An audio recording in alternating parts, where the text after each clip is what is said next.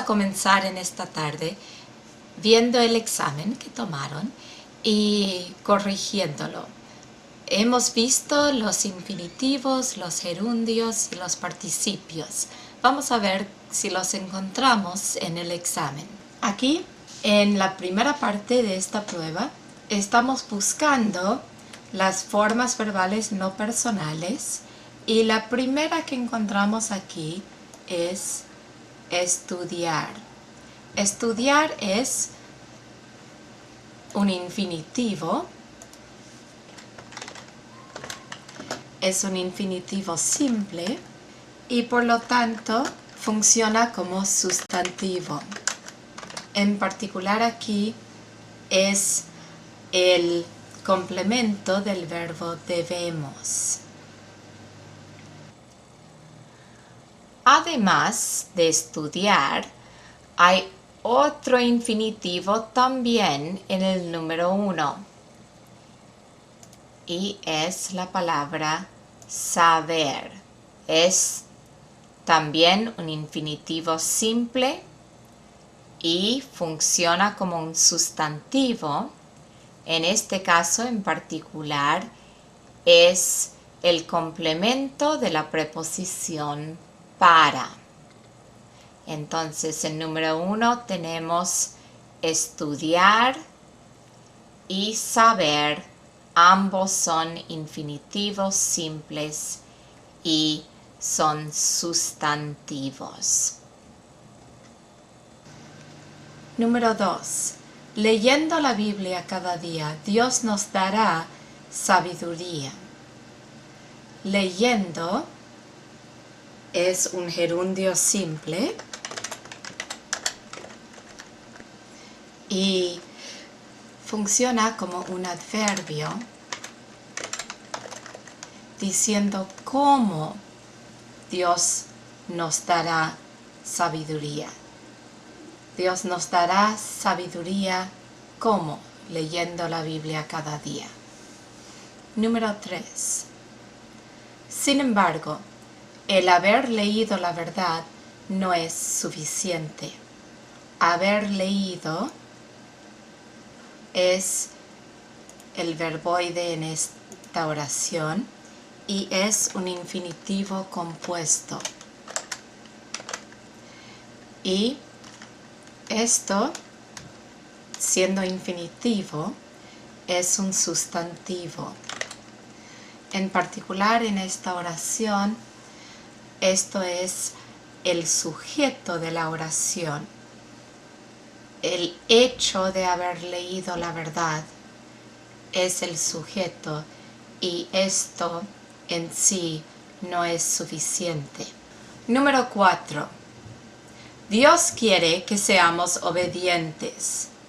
Aquí, obedientes es un participio y es un participio activo.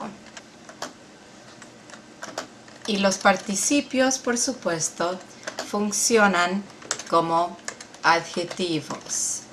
Entonces, esto describe lo que Dios quiere para nuestras vidas. El hombre que obedece es bendecido por Dios. Número 5. Aquí, bendecido también es un participio. Sin embargo, esto es un participio pasivo y vemos la diferencia del participio activo que acaba en ente y el participio pasivo que acaba en ido. Bendecido, participio pasivo y esto es un adjetivo. Número 6. Habiendo recibido sus bendiciones, le alabaremos.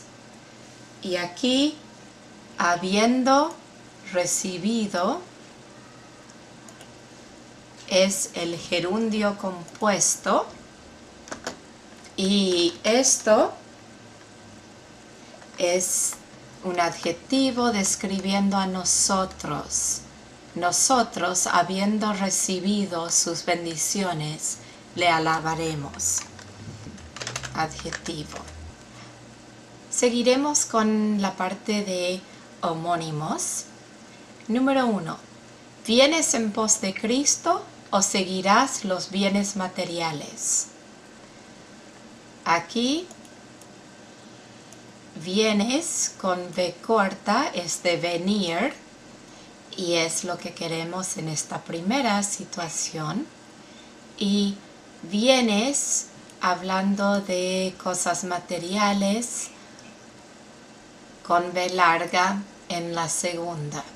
Número 2. Basar tu fe en una imagen comprada en el bazar no te dará seguridad. En primer lugar, estamos hablando de una fundación, de poner fijo algo, basar en primer lugar con S y el segundo es con Z, los dos con B larga. Entonces, basar con S, de poner como base, y en segundo lugar una tienda con Z. Necesito tomar un vaso de leche cada día. Baso esto en la recomendación de mi doctor de tomar más calcio. Entonces, quiero mi leche en un recipiente que es un vaso con V corta y la base de lo que he dicho aquí es la recomendación de mi doctor y lo que tiene que ver con basar como base es con B larga. Baso esto en la recomendación de mi doctor. Ahora, en estas oraciones dice, traza un círculo en las palabras que deberían de tener una H. Él ha ido a la tienda a comprar hielo y uvas.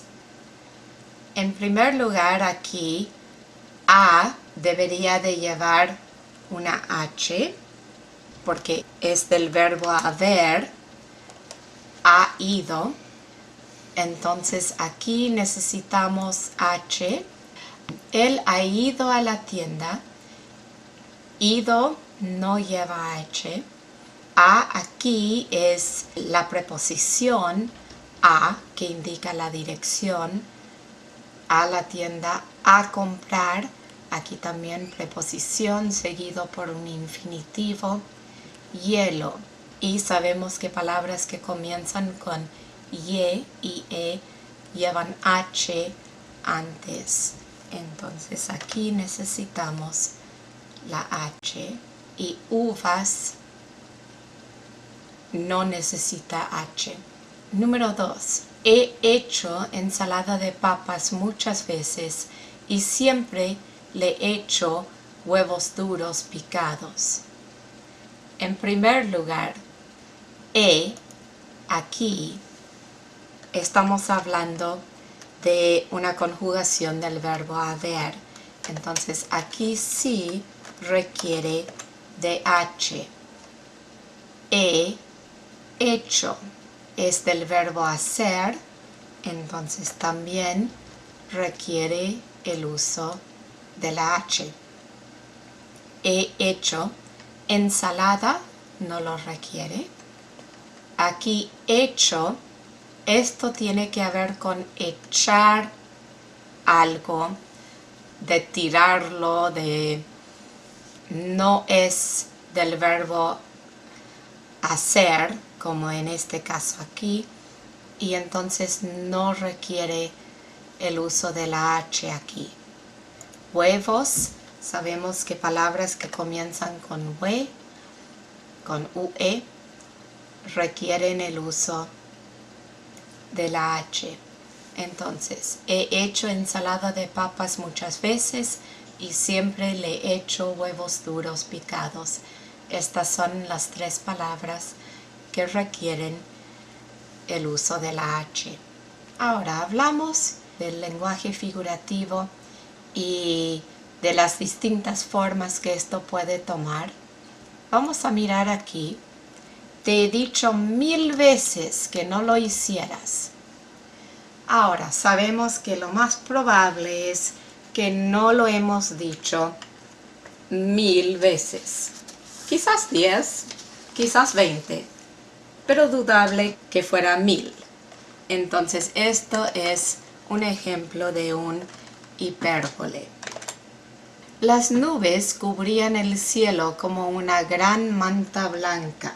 Aquí estamos comparando y estamos usando la palabra como para hacer la comparación, y esto nos indica que estamos utilizando un símil. Número 3. Invierno. Eres tan duro, tan cruel. Aquí nos estamos dirigiendo directamente a algo inanimado, como si fuera una persona, hablándole directamente al invierno. Esto es un ejemplo de un apóstrofe. Número 4. Trabaja duro porque tiene 4 bocas que alimentar.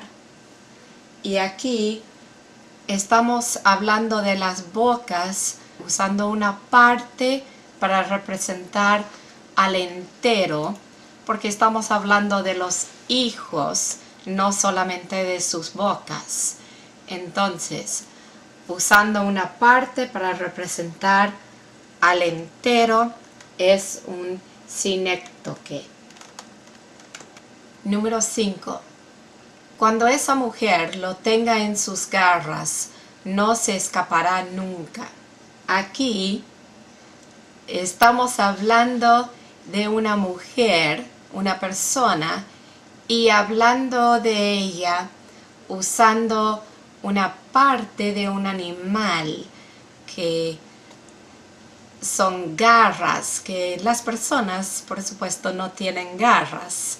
Entonces, esto es un ejemplo de antipersonificación. Hablando de ella como si no fuera una persona, como si fuera un animal. Su vida era un barco sin timón. Aquí estamos comparando su vida con otra cosa. No estamos usando la palabra como o parecía. Entonces, esto aquí es un ejemplo de una metáfora. Entonces, hemos visto la prueba de esta tarde y espero que al corregirlo, que hayan visto que sí han aprendido las cosas que hemos estudiado hasta ahora. Ahora, si pueden sacar sus versículos de esta noche, vamos a mirarlos y ver si en estos versículos podemos encontrar algunos ejemplos de lo que hemos estado viendo, de las formas verbales no personales, los participios, los gerundios, los infinitivos. Vamos a mirarlos ahora.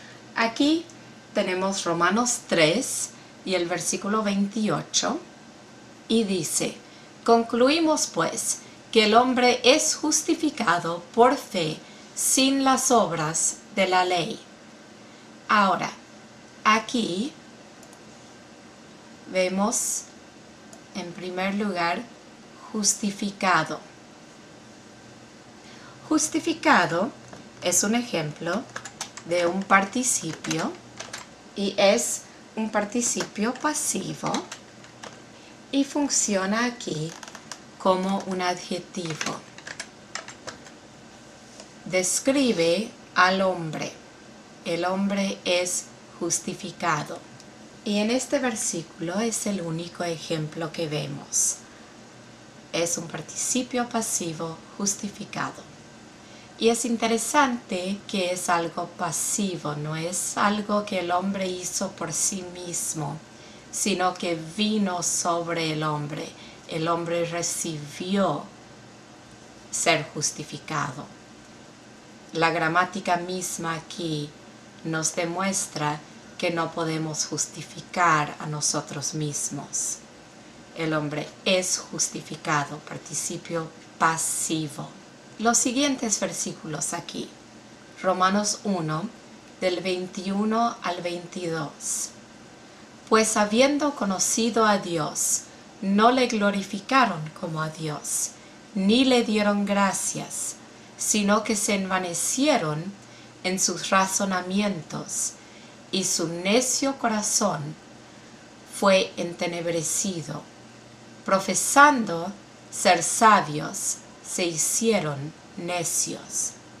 Aquí, comenzando aquí, vemos habiendo conocido. Habiendo conocido es un gerundio compuesto y esto funciona como un adjetivo describiendo a estas personas, diciéndonos que no estamos hablando de personas ignorantes, estamos hablando de personas que habían conocido a Dios. Habiendo conocido a Dios, no le glorificaron como a Dios, ni le dieron gracias, sino que se envanecieron en sus razonamientos. Y aquí vemos una palabra, razonamientos, vemos el yento al final aquí. Esto en algún momento en la historia era un participio. Sin embargo, ya ha pasado a ser un sustantivo. Y en el español antiguo se hubiera considerado esto como participio, pero ya no, porque es un sustantivo. Razonamientos es una cosa, y los participios solamente funcionan como adjetivos. Siguiendo, y su necio corazón fue entenebrecido. Aquí sí vemos un participio, entenebrecido, y es un participio pasivo. Vemos que tomaron muchas acciones activas, que no dieron gracias, que se envanecieron, que no le glorificaron, y como resultado de todo esto, su corazón pasivamente fue entenebrecido. Ahí ya no tuvieron que tomar más acción. Por todo lo que habían hecho ya, su corazón fue entenebrecido. Fue una acción pasiva que vino sobre sus corazones como resultado de todas las otras cosas activas. Esto es un adjetivo describiendo a su corazón. Siguiendo aquí, profesando ser sabios. Profesando es un gerundio simple. Profesando ser sabios, se hicieron necios. ¿Cómo se hicieron necios? Se hicieron necios por haber profesado ser sabios. Entonces, está funcionando esta frase como un adverbio. Y muchas veces, cuando una oración comienza con una frase con un gerundio, y sigue al final de la frase una coma, entonces muchas veces nos señala que esto es un adverbio. Y aquí vemos profesando ser sabios, aquí vemos una coma, que nos indica que esta frase podría ir al final aquí. Se hicieron necios profesando ser sabios. Entonces nos indica cómo se hicieron necios y es un adverbio. Entonces esa coma al final de una frase con un gerundio muchas veces indica que el orden normal de la oración se ha revuelto y eso podría ir al final y entonces podemos mirar y ver que funciona para modificar al final de esta oración y por lo tanto es un adverbio. ¿Cómo se hicieron necios? Profesando ser sabios. Ahora, después aquí vimos profesando ser sabios.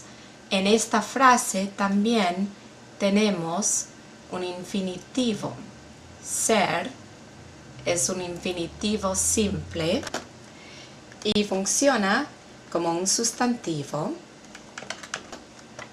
y es el complemento de profesando. ¿Qué fue lo que profesaron? Profesaron ser sabios.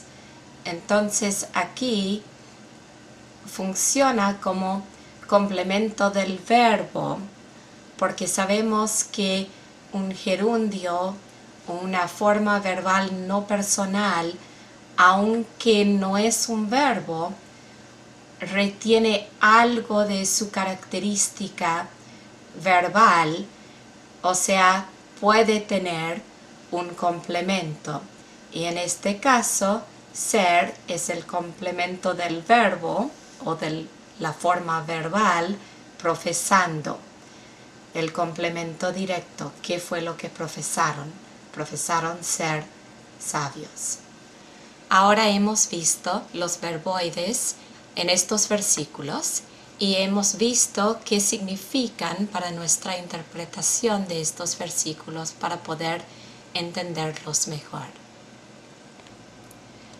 Ahora, hemos visto los verboides y hablamos bastante de los participios cuando hablamos de los verboides y hablamos también de que estos participios cuando se combinan con diferentes conjugaciones del verbo haber llegan a ser verbos compuestos. En las siguientes clases vamos a estar hablando más acerca de los verbos compuestos. Pero es muy importante que entendamos bien todas las conjugaciones del verbo haber, porque esto es lo que va a determinar los tiempos de estos verbos compuestos. Es el verbo haber. Y como es un verbo irregular, sería buena idea que lo veamos y que estemos bien seguros de que entendamos bien sus conjugaciones. Tienen en sus apuntes una gráfica para ayudarles para poder ver todas las conjugaciones. Vamos a mirar eso ahora. Aquí en sus apuntes ven esta gráfica que demuestra las formas del verbo haber. Primeramente vemos las formas no personales. Esto hemos visto en las clases anteriores. Estamos hablando aquí del infinitivo, que es haber, del gerundio, que es habiendo, y vimos que habiendo combinado con un participio forma un gerundio compuesto, y vimos que haber combinado con un participio forma un infinitivo compuesto. Después vimos los participios como habido, habida, habidos y habidas. Entonces, ahora vamos a ver las formas del indicativo. Y aquí ven las formas del presente y como vimos cuando hablamos de el uso de la letra H, en todos los tiempos del verbo haber vamos a tener que conservar el uso de la H. En el presente, has, ha, hemos, habéis, han. El imperfecto, había, habías, había, habíamos, habíais y habían. En el pretérito, hube, hubiste, hubo, hubimos, hubisteis, hubieron. el futuro. Habré, habrás, habrá, habremos, habréis y habrán. Estos son los 4 tiempos del indicativo. Entonces, luego vemos el tiempo condicional. Aquí vemos el condicional. Esto habla de algo que hubiera sucedido si no fuera por otra cosa. Habría, habrías, habría, habríamos, habríais, habrían. Son los tiempos del condicional. Luego el subjuntivo. En presente, haya, hayas, haya, hayamos, hayáis, hayan. Y vemos que en el imperfecto hay 2 maneras de expresar el imperfecto del subjuntivo. La primera es hubiera, hubieras, hubiera, hubiéramos, hubierais o hubieran. También se puede usar hubiese, hubieses, hubiese, hubiésemos, hubieseis, hubiesen. Son equivalentes las 2 formas. Son 2 maneras distintas de expresar el imperfecto del subjuntivo. No cambia en nada el significado por usar uno o el otro. Y futuro del subjuntivo hubiere, hubieres, hubiere, hubiéremos, hubiereis, hubieren. Luego el imperativo haya, hayamos, haber, hayan.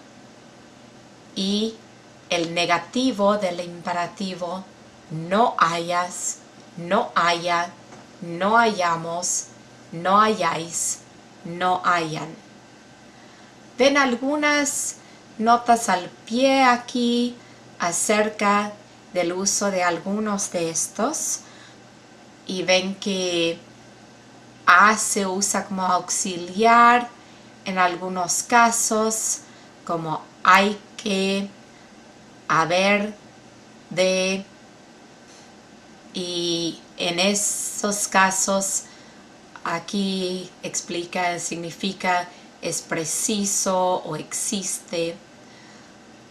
Algunas cosas de uso poco frecuente aquí y una nota aquí al pie que haya no es un uso correcto del verbo haber. Entonces, aquí hemos visto las distintas conjugaciones del verbo haber. Va a ser muy importante poder reconocerlos y saber cuáles son para poder después utilizar esto para ver los verbos compuestos. Ahora, vamos a ver en sus apuntes tienen unos versículos que tienen el verbo haber. Quisiera que tomen un momento y que subrayen todas las formas del verbo haber ahí y vamos a hablar de qué conjugación son en cada caso. Ahora, el primer versículo que tienen aquí en sus apuntes es Mateo 9:13 y en este versículo vemos, dice, id pues y aprended lo que significa misericordia quiero y no sacrificio, porque no he venido a llamar a justos, sino a pecadores al arrepentimiento. Aquí vemos y es el presente, primera persona, o sea yo, primera persona singular en presente del verbo haber. El siguiente versículo. Porque el Hijo del Hombre ha venido para salvar lo que se había perdido. Primeramente vemos aquí a, y a es también presente del indicativo y es tercera persona y es también singular. Entonces es presente del indicativo en tercera persona singular. Había. Había está en el pretérito y está también en tercera persona y es también del indicativo. A continuación, de igual manera, después que hubo cenado, tomó la copa diciendo: Esta copa es el nuevo pacto en mi sangre que por vosotros se derrama. Aquí vemos hubo, pretérito, tercera persona. Entonces, hubo es pretérito, tercera persona del indicativo, también singular. A continuación, entonces los discípulos decían unos a otros: ¿Le habrá traído a alguien de comer? Aquí habrá es futuro y aquí siempre del indicativo y es también tercera persona singular. Después, Mateo 11:23. Y tú, Capernaum, que eres levantada hasta el cielo, hasta el Hades serás abatida, porque si en Sodoma se hubieran hecho los milagros que han sido hechos en ti, habría permanecido hasta el día de hoy. Entonces, aquí vemos varias conjugaciones del verbo haber. Vemos aquí hubieran, y hubieran es subjuntivo y es el imperfecto del subjuntivo y está en tercera persona y en este caso plural. Aquí vemos también han y han es en indicativo y es el presente del indicativo y es también tercera persona plural. Y aquí habría es condicional y vemos la condición que se ha puesto, que si se hubieran hecho estas cosas, es la condición, habría quedado. Entonces habría es condicional y está en tercera persona, singular. El siguiente versículo que vemos dice: La mujer cuando da a luz tiene dolor, porque ha llegado su hora. Pero después que ha dado a luz un niño, ya no se acuerda de la angustia por el gozo de que haya nacido un hombre en el mundo. Aquí vemos a otra vez, que es presente del indicativo y es tercera persona. Y aquí otra vez lo mismo, a otra vez, es lo mismo que aquí. Es presente del indicativo, tercera persona singular. Luego, vemos aquí haya. Ahora, haya es subjuntivo, es el presente del subjuntivo y está también en tercera persona. Entonces aquí a, presente del indicativo, tercera persona, a otra vez, de igual forma, haya, subjuntivo, presente, tercera persona. 1 Corintios 2:8, la que ninguno de los príncipes de este siglo conoció, porque si la hubieran conocido, nunca habrían crucificado al Señor de gloria. Aquí vemos en primer lugar, hubieran. Hubieran es el imperfecto del subjuntivo. Está en subjuntivo y es el imperfecto y está en tercera persona plural.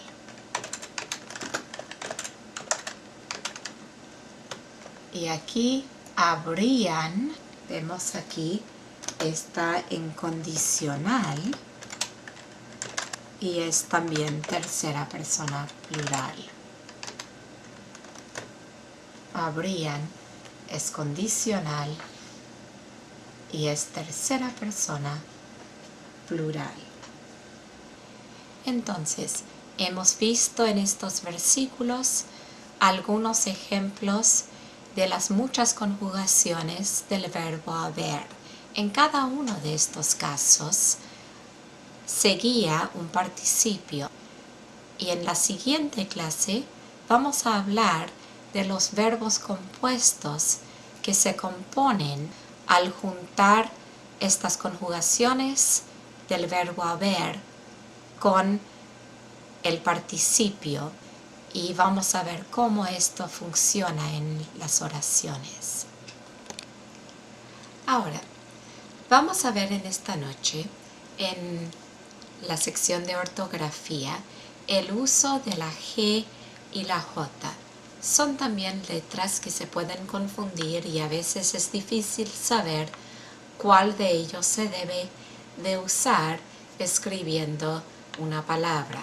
Vamos a ver algunas reglas que quizás nos ayuden un poco en saber cuál letra utilizar. La G se usa en las siguientes situaciones. En primer lugar, se usa en los infinitivos que acaban en her o hir o igerar. Y aquí ven unas pocas excepciones. Tejer y crujir son con J y sus compuestos. Un ejemplo de un verbo que sigue esta regla sería fingir.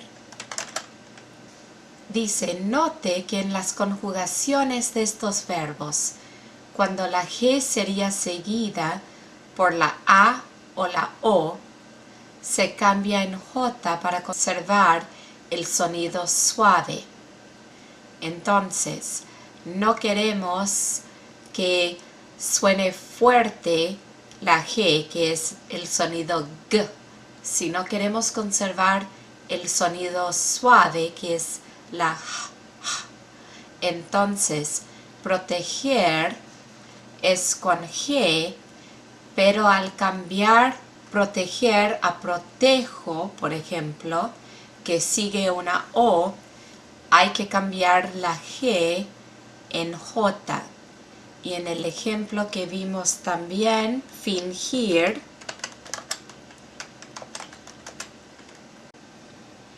entonces, con el verbo fingir, al cambiarlo, por ejemplo, a finjo, entonces no queremos que sea fingo. Para conservar ese sonido suave, sí hay que cambiarlo a una J. Entonces, fingir es con G y en cualquier conjugación que no siga una A o una O va a mantener la G, pero si hay una O o una A siguiendo, entonces es necesario cambiarlo a J. La G se usa en palabras que acaban con gente. Y aquí, por ejemplo, sería vigente.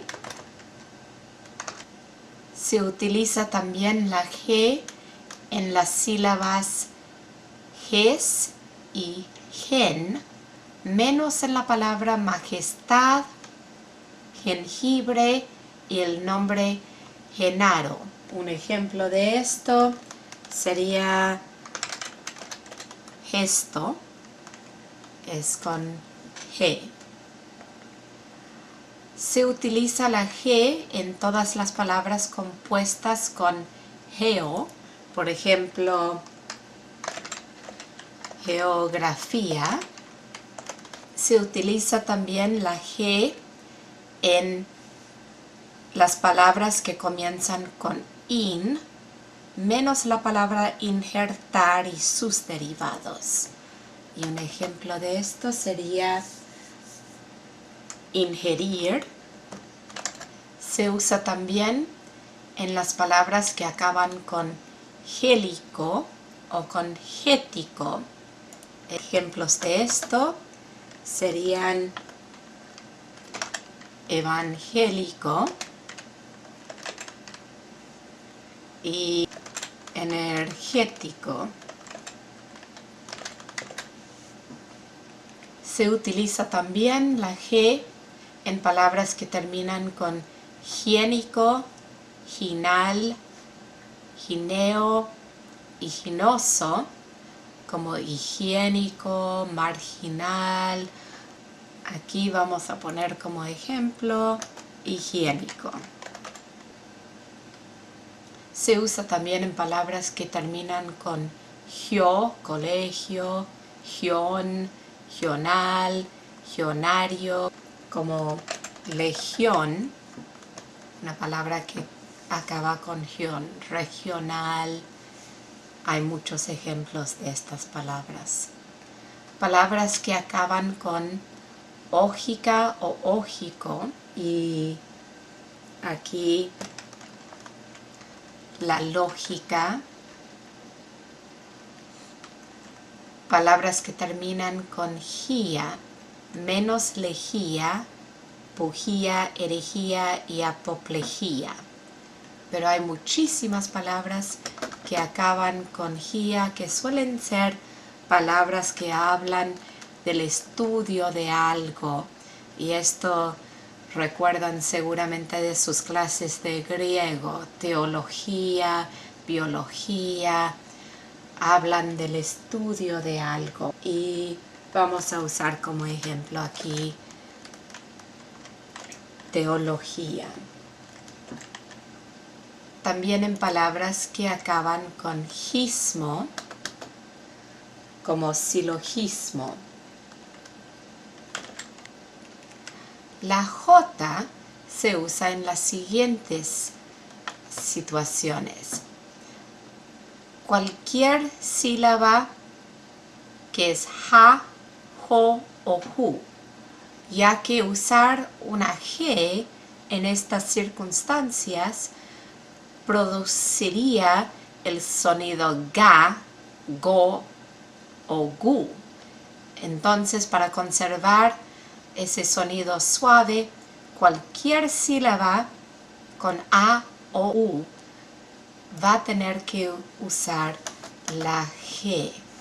Y un sencillo ejemplo aquí, jugo. La J aquí se utiliza con la U para producir el sonido ju. Y vemos que la G con la O aquí produce g, go, jugo. La mayoría de las palabras que terminan con G acaban con JE. Y vemos algunas excepciones aquí, pero la mayoría de las palabras que terminan con G utilizan la J. Por ejemplo, personaje, lenguaje, acaban con JE. Luego vemos palabras que terminan en gero y gería, menos estas dos palabras, ligero y flamígero. Y un ejemplo aquí sería extranjero. Por acabar en gero lleva la J. Palabras que terminan en gear. Aquí, como ejemplo, granjear. Palabras que comienzan con AG o EG, menos agencia, agenciar, los derivados de agenciar. Otras palabras que comienzan con AG o EG suelen utilizar la J. Por ejemplo, ejemplo. Y los tiempos de los verbos que en infinitivo no llevan ni G ni J. O sea, verbos irregulares. Verbos irregulares que en sus conjugaciones se oye el sonido, van a utilizar la J. Decir es un verbo irregular y en las conjugaciones tenemos dijo, dije, dijeron, va a ser con J porque el infinitivo no lleva ni G ni J. Otro ejemplo de esto es el verbo que tiene infinitivo traer, traje, trajo, trajimos. Va a utilizar la J porque el infinitivo no tiene ni G ni J. Entonces, hemos visto algunas reglas que espero les sean útiles en poder distinguir entre el uso de la G y de la J. Vamos a continuar con la ortografía en esta noche, viendo homónimos otra vez. Palabras que suenan iguales, pero se escriben de modos distintos y tenemos que estar seguros de cuál es que queremos emplear en cada situación. Entonces, miren en sus apuntes, por favor, la página que dice homónimos, lección 4. En primer lugar aquí vemos botar, que tiene que ver con saltar o arrojar. Y un ejemplo de esto sería: voy a botar estas revistas viejas. Las voy a arrojar, las voy a tirar. Sin embargo, votar con V corta se trata de emitir un voto. Y aquí voy a votar en la elección. Luego vemos bote con V larga y con V corta. Bote con V larga se trata de un barco, también de un salto, porque es como botar, es una conjugación de botar, o puede ser también una vasija. Y aquí lo voy a usar en el sentido de un barco. Salimos en un bote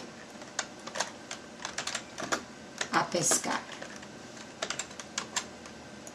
Con V corta se trata otra vez de votar y aquí está en subjuntivo, deseo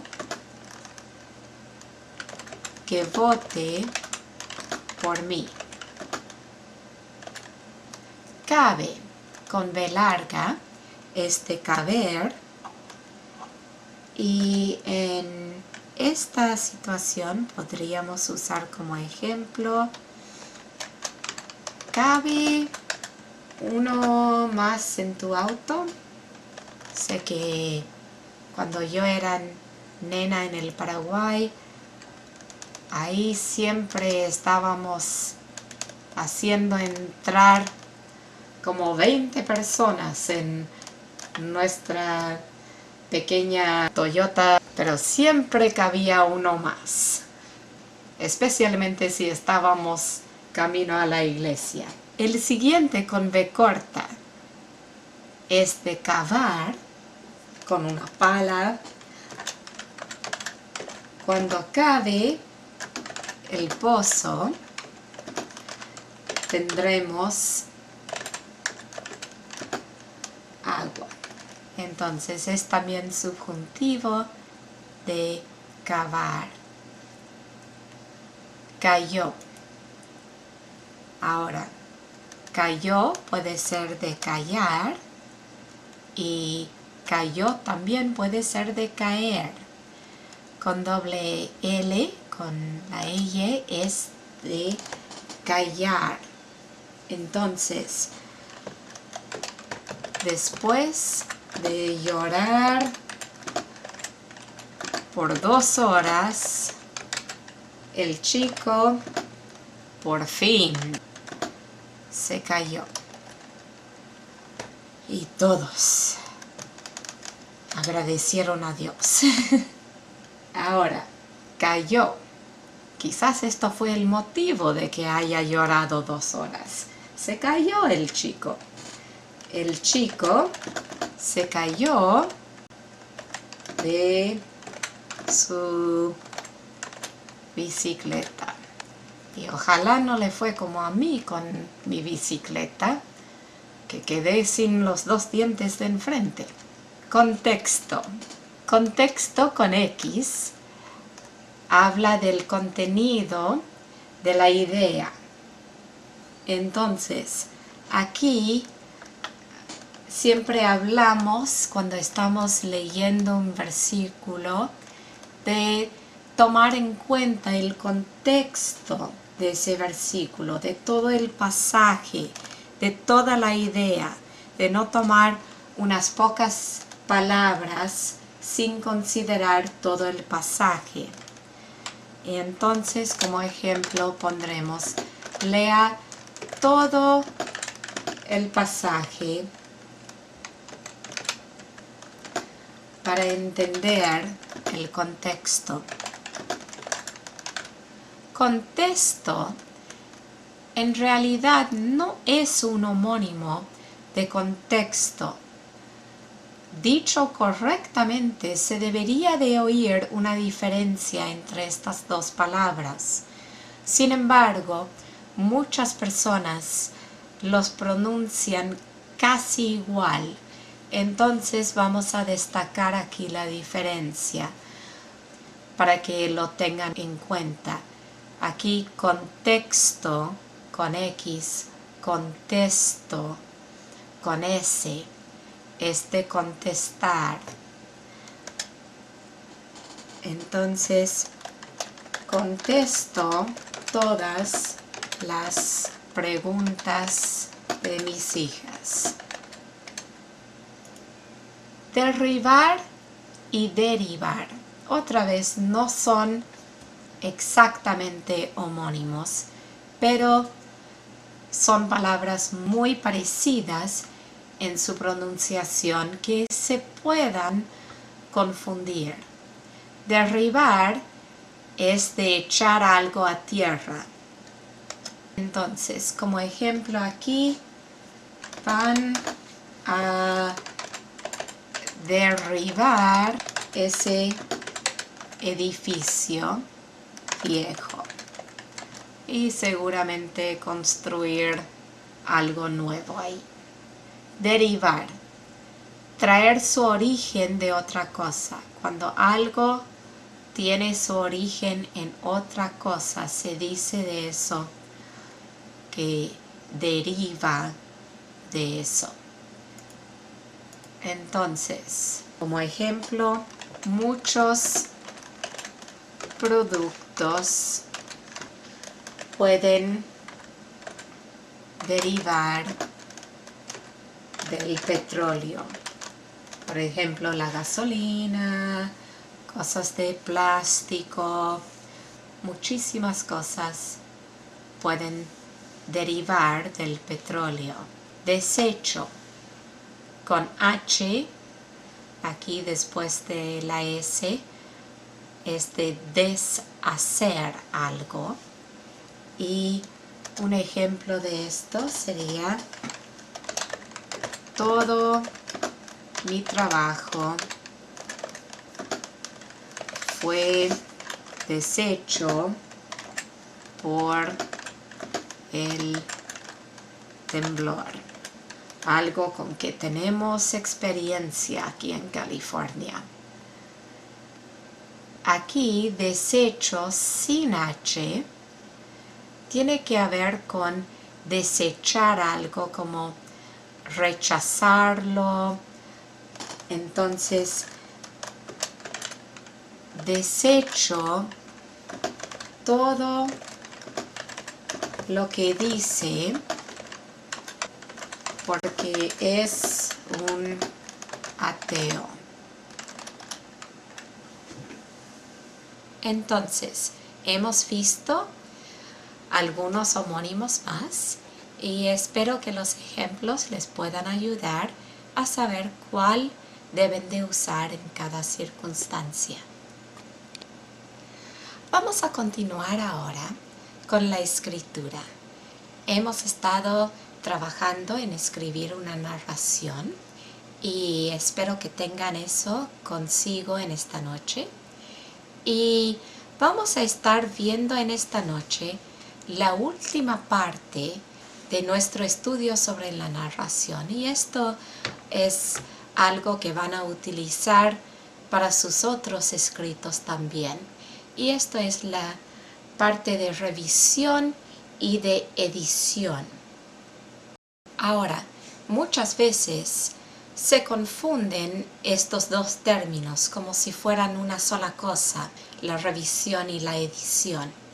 La verdad es que se tratan de dos ideas distintas y vamos a estar viendo nuestro trabajo dos veces. Una vez a luz de la revisión y otra vez para editarlo. Entonces, vamos a hablar de qué se tratan estos dos términos. La revisión se trata de ver el contenido de lo que hemos escrito. Entonces, no estamos mirando para nada con la revisión, puntuación, ortografía, nada gráfico.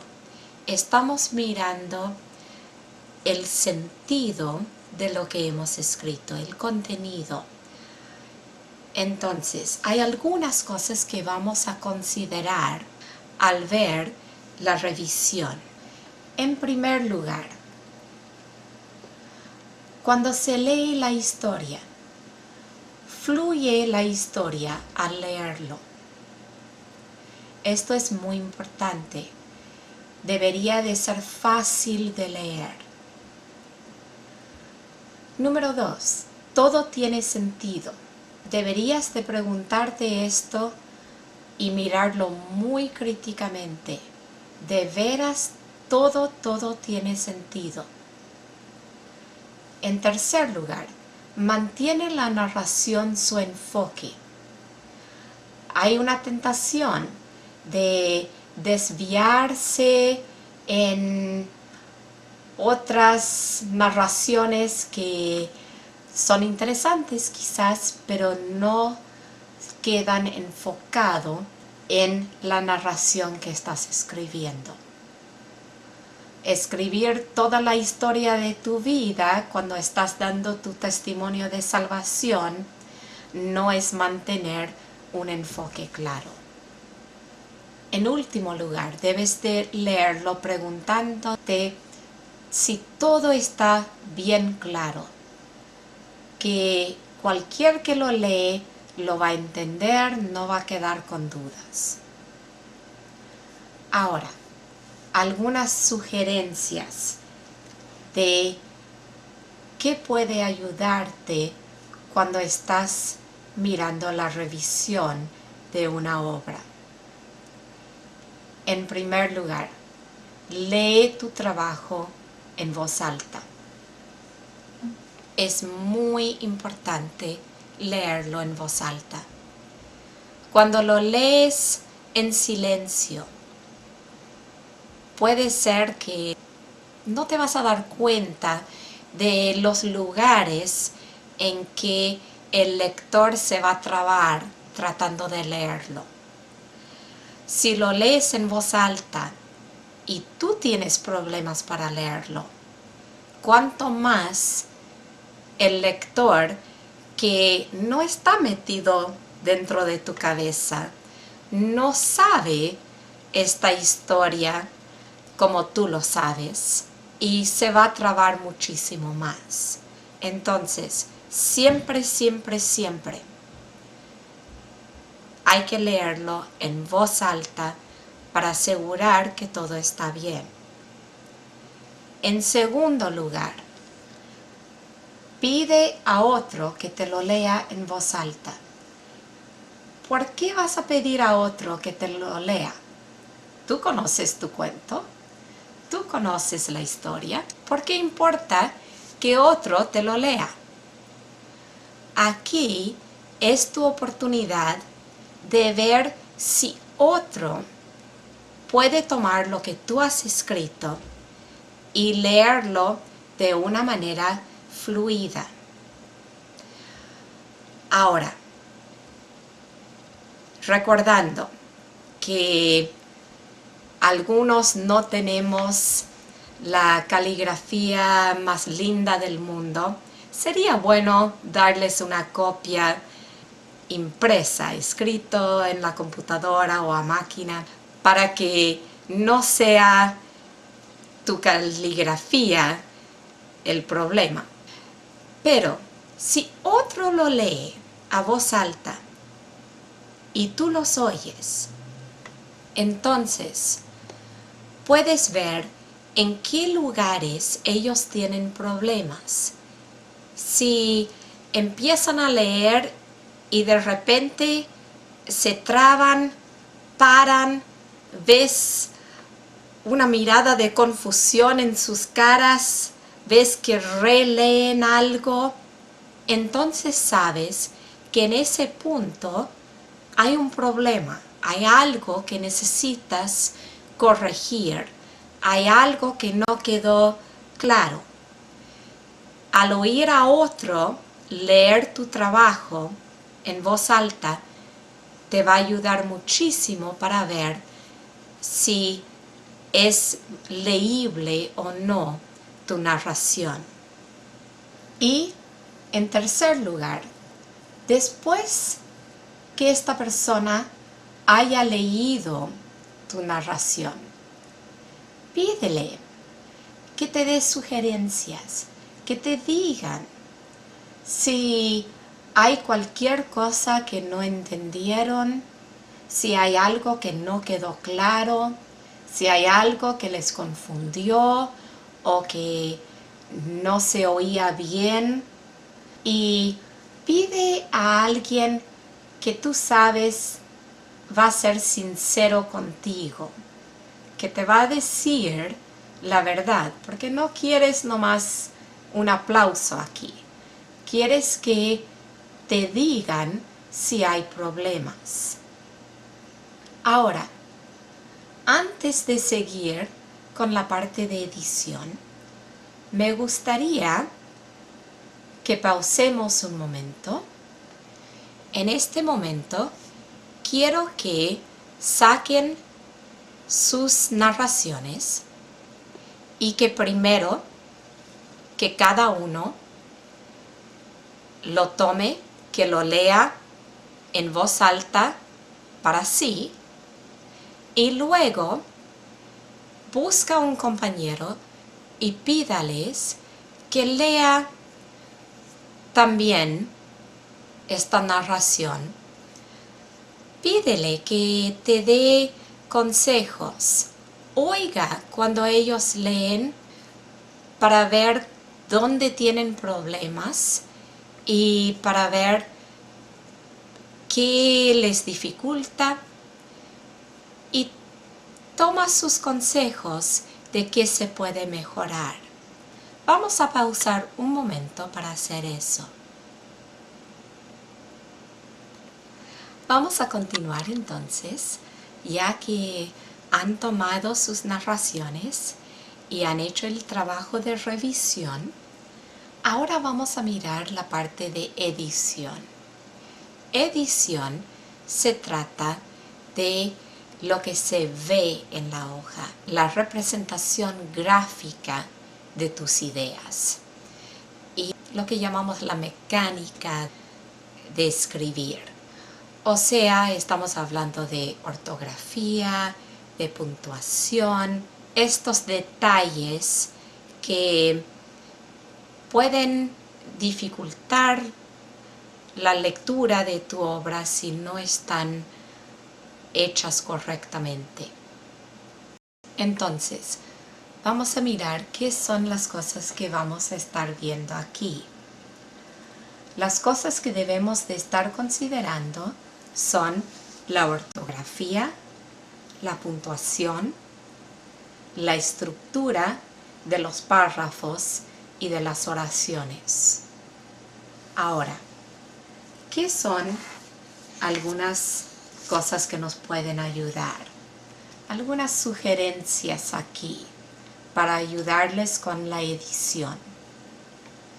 En primer lugar, si tienes acceso a una computadora, utiliza el corrector ortográfico.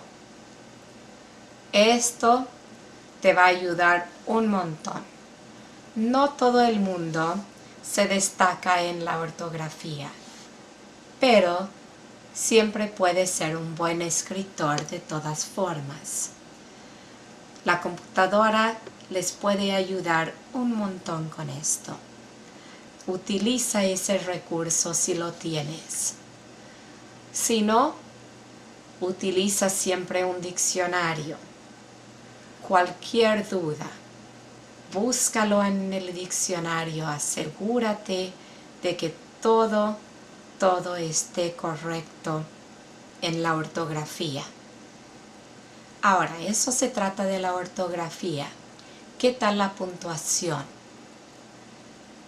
Tienen apuntes del primer semestre que habla de la puntuación, que les da reglas de la puntuación y sería bueno tener eso a mano cuando están escribiendo. Nadie recuerda de todas las reglas. Siempre es bueno tener un recurso que puedes buscar para ver, aquí se usa punto y coma o se usa 2 puntos. Utiliza tus recursos, así como el diccionario, cualquier recurso que tienes para la puntuación también. Pero el mejor recurso que tienes, relee la narración en voz alta, asegurándote de que hay puntuación en cada lugar donde haces una pausa. Si tienes que pausar, es porque ahí debe de haber alguna puntuación, sea una coma o un punto. Si hay una pausa cuando lo lees, ahí debe de haber algo de puntuación para indicar esa pausa. Tu voz es la mejor indicación de dónde va la puntuación. Entonces, otra vez, el consejo de leer en voz alta tu narración. En último lugar, pide a otro leerlo. Esta vez no para mirar el contenido, eso ya deberías de haber hecho, sino para buscar errores de ortografía, puntuación o estructura gramatical. Ahora, quisiera que tomen un momento para hacer esto con sus narraciones. Léalo, mira las reglas que tienen de la puntuación, léelo a voz alta, a ver si las pausas que haces con tu voz concuerdan con los signos de puntuación que hay en tu narración. Y luego pide a un amigo, a ver, hazme el favor, ¿me puedes leer esto, por favor? Así tendrás mayor éxito en tu narración.